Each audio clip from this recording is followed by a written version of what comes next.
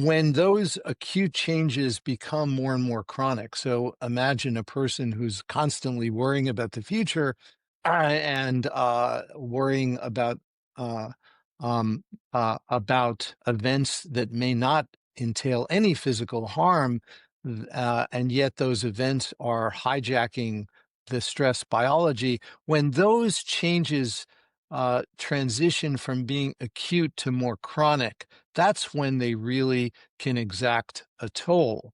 So, a phasic increase, a momentary increase in our heart rate, or the release of stress hormones in an acute situation is very appropriate and can be very healthy. But when that is sustained over time, that's when it really becomes problematic. And on that We point, just to interject really quickly, that was another interesting point. We actually discussed this in our an episode on the science of uncertainty.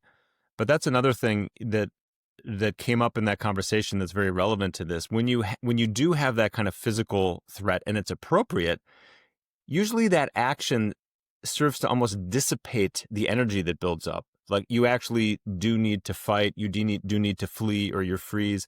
And somehow taking that action does it's like a release of that energy. But we often now have these situations where there's nothing to fight. Like you're doom scrolling or something happens at work and you're ruminating that night as you're trying to go to sleep. What are you going to do? There's no action to take and you're just stuck with yeah, this response and there's nowhere to go with it. The energy just gets stuck in the system almost.